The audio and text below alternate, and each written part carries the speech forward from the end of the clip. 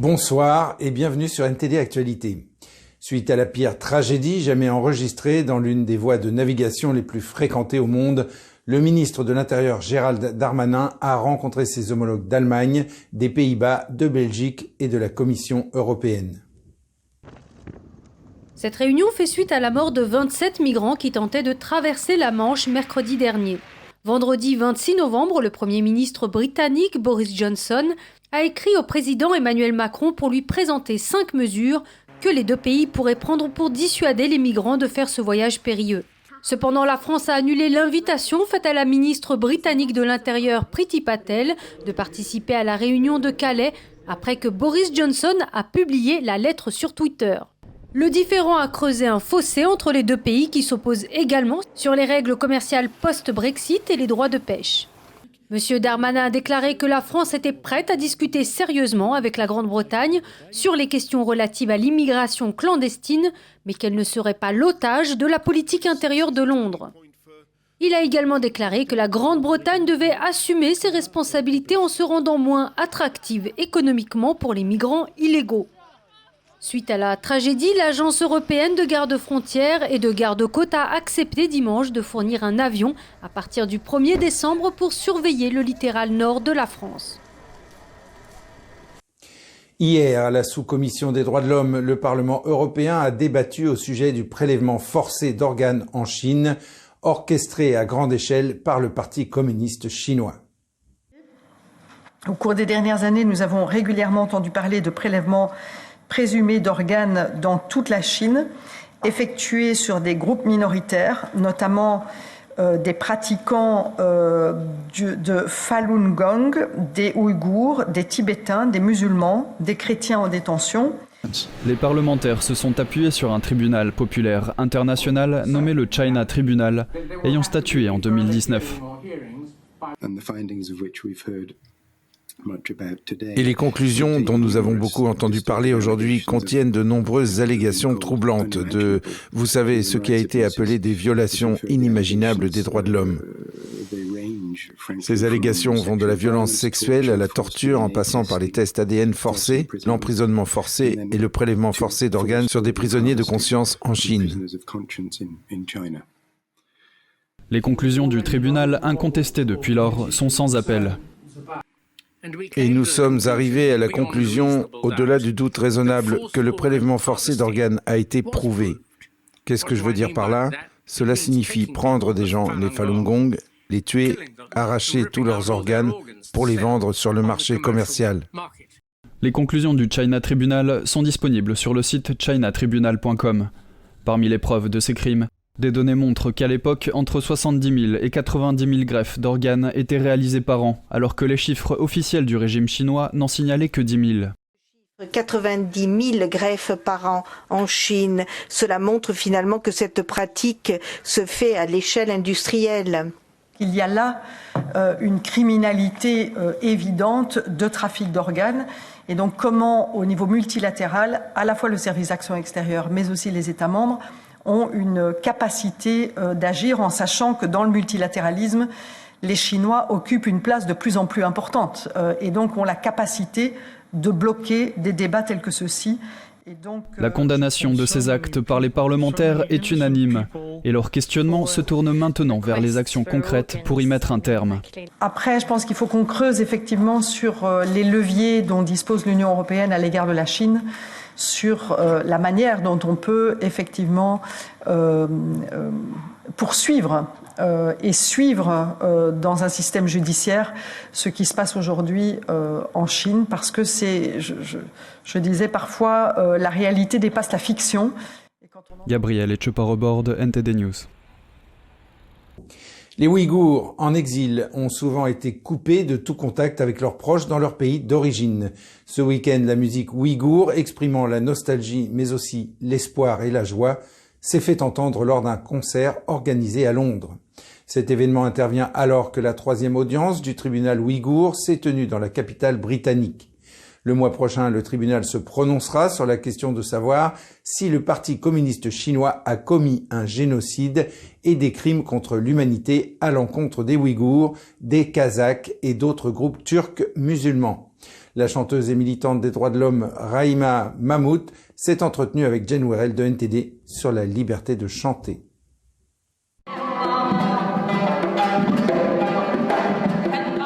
Being in exile and we have the freedom to sing. Nous sommes en exil et nous avons la liberté d'exprimer ce que nous voulons dire et ce que nous voulons chanter. Donc c'est très important et nous profitons de la musique pour sensibiliser les gens à la question ouïghour, à ce qui arrive au peuple ouïghour et à cette belle culture, à la musique et à la poésie. What is happening to the Uyghur people as well as this beautiful culture, music, poetry.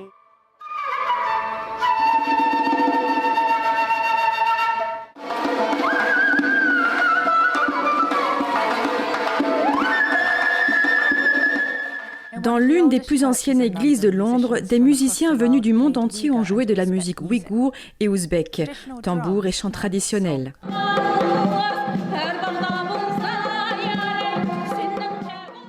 Et alors qu'une communauté subit un génocide, les moments de joie sont des actes de défi.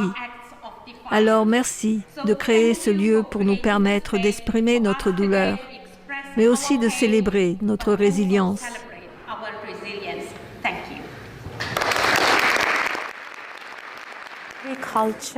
Chaque culture a sa beauté, toutes sont différentes. La culture ouïghour est très ancienne.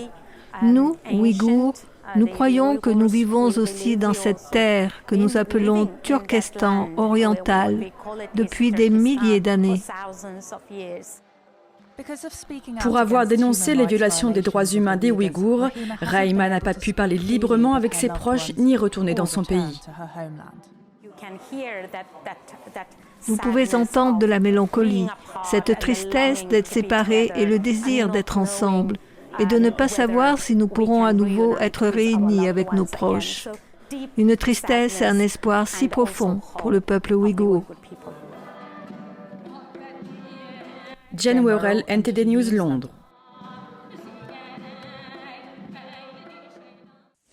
Au Royaume-Uni, le ministre de la Santé a confirmé aujourd'hui que des rappels accélérés seraient proposés à toutes les personnes de plus de 18 ans. Il a déclaré que les restrictions sur le port du masque en Angleterre allaient revenir dans les transports publics et dans les magasins afin de tenter d'arrêter le nouveau variant Omicron. Eddie Etken de NTD nous livre ce reportage. Le secrétaire d'État à la Santé a déclaré au Parlement que le port obligatoire du masque sera de nouveau en vigueur dans les magasins et les transports publics à partir de mardi. Cette décision intervient alors que le nombre de cas du nouveau variant du virus au Royaume-Uni augmente, avec 5 cas confirmés en Angleterre. Dans cette course entre le vaccin et le virus, le nouveau variant a peut-être donné au vaccin un handicap. Notre stratégie consiste donc à gagner du temps et à renforcer nos défenses pendant que nos scientifiques de renommée mondiale en apprennent davantage sur cette menace potentielle. Sajid Javid a également annoncé que toute personne entrant au Royaume-Uni doit passer un test PCR avant la fin du 2e jour suivant son arrivée et s'isoler jusqu'à ce qu'il reçoive un résultat négatif. Il a ajouté que suite au conseil du comité conjoint sur la vaccination et l'immunisation, des doses de rappel seront proposées à toutes les personnes de plus de 18 ans. L'intervalle entre la 2e dose et le rappel sera réduit de 6 à 3 mois. S'exprimant sur Sky News, un ministre de la Santé a défendu dans la matinée les mesures prises par le gouvernement et a minimisé toute menace d'un confinement pour les fêtes de Noël. Et les mesures que nous mettons en place sont proportionnées. Elles sont évaluées le temps que nous comprenions comment cela fonctionne. Je pense donc que nous avons fait d'énormes progrès et j'ai hâte de passer un Noël en famille et entre amis. Mais certains parmi le public sont moins optimistes. Les souvenirs du Noël perdu de 2020 sont lourds de sens. Les Londoniens ont des avis mitigés sur l'arrivée du nouveau variant Omicron. Malgré les nouvelles selon lesquelles les Sud-Africains disent que c'est assez doux et que ce n'est pas vraiment un problème, ils l'ont nommé d'après ce qui ressemble à un transformateur pour que ça fasse peur. Donc oui, je pense que cela va probablement impacter considérablement Noël, malheureusement. Nous avons tous des enfants et des beaux-parents qui nous inquiètent, donc oui, une légère inquiétude. Je pense que nous devons juste continuer à vivre comme la réalité est que c'est un virus. Nous devons apprendre à vivre avec lui. Nous sommes vaccinés, nous ne pouvons pas continuer à bloquer la vie des gens et l'économie. Je pense qu'en tant que mesure de précaution, c'est probablement une bonne chose parce que tant que nous n'en saurons pas plus sur ce variant, sur les mutations qu'il possède, nous ne pouvons que nous baser sur des hypothèses pour le moment et il est probablement préférable de se baser sur le pire des cas. Dimanche, l'agence de sécurité sanitaire a déclaré avoir identifié un 3e cas d'Omicron chez une personne ayant visité Westminster avant de quitter le pays. Les 2 premiers cas d'Omicron ont été identifiés à Nottingham et Brentwood, dans l'Essex. Les habitants de Nottingham étaient principalement préoccupés par le retour des restrictions. C'est juste que ça devient un mode de vie, c'est ce qui est inquiétant. On se demande quand ça va s'arrêter. Ça va être dur de s'y habituer à nouveau. Ça va être compliqué. Les gens ont besoin de normalité, ils ont besoin de leur famille, ils ont besoin de voir des gens, évidemment en toute sécurité avec une certaine distance sociale. Mais je pense vraiment que pour ce Noël-ci, les gens en ont simplement marre. J'espère juste que nous n'aurons pas à subir un autre confinement, pour être honnête. C'est ma principale préoccupation. Je veux juste pouvoir continuer à voir ma famille et faire les choses normales de tous les jours qui nous manquent. Le ministre de la Santé affirme que les nouvelles restrictions seront revues dans 3 semaines. Eddie Aitken, NTD News. Le nouveau variant Omicron s'est propagé aux Pays-Bas et dans plusieurs autres pays européens. Cette propagation intervient alors que les gouvernements ont imposé des restrictions de voyage à partir de l'Afrique du Sud dès vendredi dernier. Un médecin sud-africain qui a traité des patients atteints de ce nouveau variant affirme que les symptômes sont légers et ne justifient pas l'hypermédiatisation observée dans le monde entier. Le nouveau coronavirus Omicron a continué à se propager dans le monde dimanche, avec 13 cas découverts aux Pays-Bas, 2 au Danemark et 2 en Australie. Ces résultats sont intervenus alors que de plus en plus de pays tentaient de se protéger en imposant des restrictions de voyage. Le ministre néerlandais de la Santé a déclaré que les 13 cas du variant ont été découverts parmi les passagers du vol en provenance d'Afrique du Sud qui sont arrivés à Amsterdam vendredi. Les autorités avaient testé l'ensemble des plus de 600 passagers de ces 2 vols et avaient trouvé 61 cas de coronavirus avant de les tester pour le nouveau variant.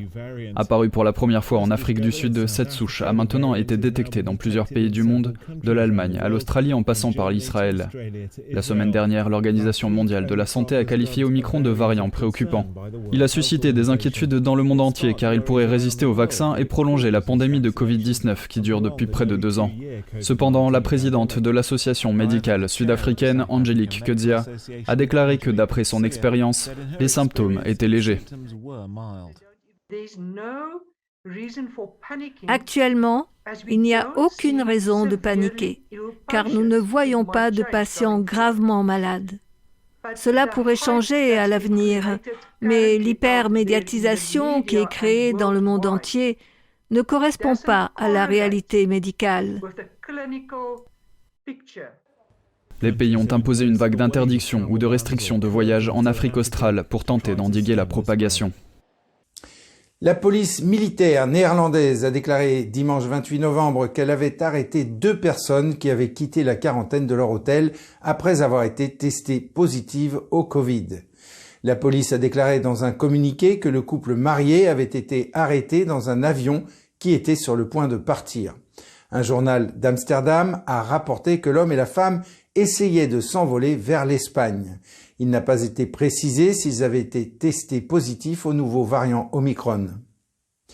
La Grèce a introduit de nouvelles restrictions selon lesquelles les fidèles doivent présenter un résultat de test négatif au Covid-19 pour assister aux services religieux. Hier, plusieurs fidèles ont déclaré qu'il y avait moins de monde qu'à l'accoutumée pour les offices du dimanche en raison de cette exigence. Ce reportage est réalisé par Joy Duguid de NTD. En Grèce, dimanche, les fidèles ont dû présenter la preuve d'un test Covid-19 négatif pour assister au service. C'est pour nous protéger et protéger les gens. Nous ne pouvons pas dire « Oh, nous souffrons ». C'est peut-être un peu difficile, mais nous allons persister. Nous sommes obligés de nous y conformer. Cette mesure fait partie des nouvelles restrictions imposées par le gouvernement pour endiguer les infections. Les personnes non vaccinées sont désormais interdites d'accès aux espaces intérieurs, notamment les restaurants, les cinémas, les musées et les salles de sport, même si leur test de dépistage du virus est négatif. Mais pour l'Église, un résultat négatif est suffisant. Certains pratiquants de la ville du Pirée ont déclaré que moins de personnes que d'habitude se sont présentées aux offices du dimanche en raison de cette exigence. Ils doivent payer pour leur test. Je n'aime pas ça, mais que pouvons-nous faire? Nous nous y conformons, mais l'église est vide aujourd'hui. Il est évident que les gens ne peuvent pas supporter les dépenses, venir ici avec leurs enfants. Combien d'argent devront-ils dépenser? Le gouvernement a exclu le retour à un confinement général, mais le ministre de la Santé a déclaré que les restrictions actuelles seraient réévaluées dans une semaine. Joy Duguid, NTD News. Direction l'Espagne, où de fortes chutes de neige ont largement perturbé les axes routiers du nord de l'Espagne durant le week-end. Les chutes de neige ont entraîné la fermeture de certaines routes et laissé des chauffeurs routiers en panne dimanche 28 novembre. Des alertes météorologiques maximales pour la neige ont été activées dans les régions du Pays Basque, de la Navarre et de la Cantabrie. Les fortes pluies de lundi ont entraîné des problèmes supplémentaires. Lily Zhou de NTD nous apporte les détails.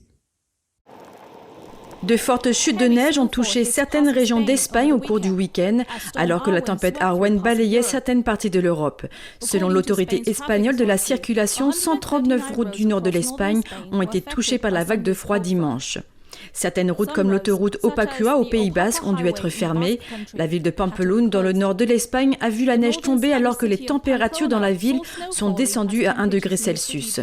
Certains conducteurs de camions sont restés bloqués pendant au moins 15 heures dans une station-service près de l'autoroute A1 qui relie les villes de Vitoria et de Pampelune dans le nord du pays, car la circulation des poids lourds était interdite en raison de la neige.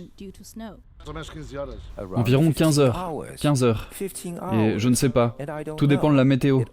Il se peut que nous devions rester toute la journée ici. Selon la loi, nous pourrions conduire à partir de 22 heures. Mais c'est seulement si le temps le permet. Sinon, je vais devoir rester ici. Le ministre espagnol des Transports a déclaré samedi que plus de 800 chasse-neige ont été activés. En outre, plus de 100 000 tonnes de chlorure de sodium et de sel marin étaient prêtes à affronter les chutes de neige sur les routes et autoroutes. C'est compliqué parce que les chasse-neige et les saleuses ne peuvent pas être partout en même temps. Donc ils peuvent envoyer du sel pour dégager les routes, mais ils ne peuvent pas passer tout le temps. C'est compliqué. Lundi, 2 rivières du nord de l'Espagne sont sorties de leur lit, provoquant des inondations après que de fortes pluies aient frappé la région et que la neige a fondu dans la région. Lily Zhou, NTD News. Et c'est la fin de ce journal. Merci de l'avoir suivi. Restez avec nous sur NTD pour la suite de nos programmes.